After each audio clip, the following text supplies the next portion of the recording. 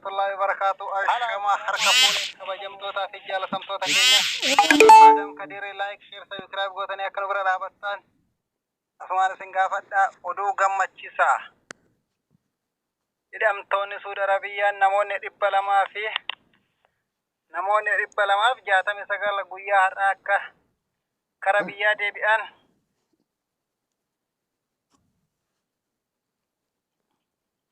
gabaafamee jira. Kan dhufullee rabbiin nagaan nu agarsiisa. Kuwwanillee akka huduudaan torbii dhufu keessa akka galaniif asumaan gabaafamee jira. Itti aansuudhaan loltoonni Keeniyaatii fi Sumaalee lola olii bananiin lola hammaataa kan banan lubbuun namoota 11 battalumatti saasan keessatti kan darbitee jirtu mirkanaa'ee jira.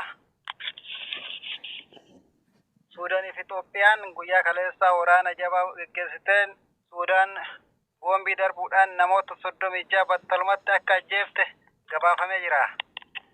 Obbo Dammaqaa Mokonnon shira adda addaa ta'uun Dr. Abiy irratti yaada jecha yaaluun isaa mirkanaa'ee jira. Shira adda addaa kana kan taate inni paartii badhaadhinaa gatee kara paartii abin akka eda'amuuf deemu mirkanaa'ee jira.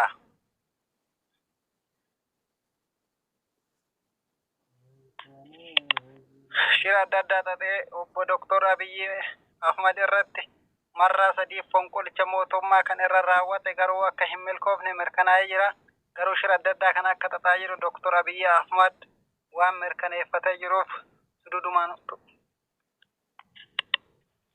Dr. Abiy Ahmad shira adda addaa akka xaxamaa jiru waan beekuuf obbo Dammaqaa Mokonnon ministeera haajaa alaa kan muude Dammaqaa Mokonnon ministeera haajaa alaa kan muudamellee masaraa mootummaa keessaa osoo ba'ee jiru shira adda addaa xaxuudhaan masaraa mootummaa keessatti ammallee akka hojjetamaa jiru irratti mirkanaa'e. Dr. Abiy irratti yaalii ajjechaa yaaluun Dr. Abiy makiinaa isaa miti Tambiraa keessa osoo jiru garuu Dammaqaa Mokonnon shira adda addaa waan xaxee jiruuf akka Dr. Abiy karma laafaan akka isaan ajjeese hayyoota teennaa fi hooggantoota Oromoo hunda isaanii akka lafarraa xaraqu karoora inni karoorfate garuu harkaaf fashalaa'ee jira jedhanii hayyoonni keessa beektonni akka keessaan nuqunnamanitti waraanni woboo fi bilisiginnaa akka itti fufetti jira. Woboon garuu injifannoo galmeessaa jirtu mirkanaa'ee jira.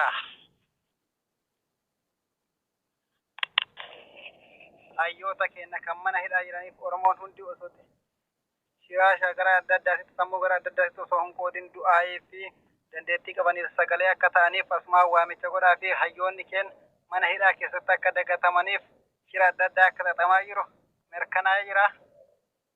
Shira kana harka fashaleessuuf namoonni kamuu kan sa'aaga danda'uun sagalee ta'ee fi akka rabbiin illee kadhatuuf guyyattii muraasa tana keessatti akka hawaasii yookaan ragaan bayan abdii guutuu akka qabnutti du'aa akka goonee fi wanni hunduu akka laaftuuf hawaasiin akka bayan garuu abdii guutuu hin qabnullee xiqqoo ni qabna waan fakkaata. Itti aanaan muummee ministeeraa Dammaqaa Mokonnon ministeera haajaa alaa ta'ee kan muudame Israa'eel wajjin hojii industirii adda addaa kan xumuratee jiruuf Israa'eel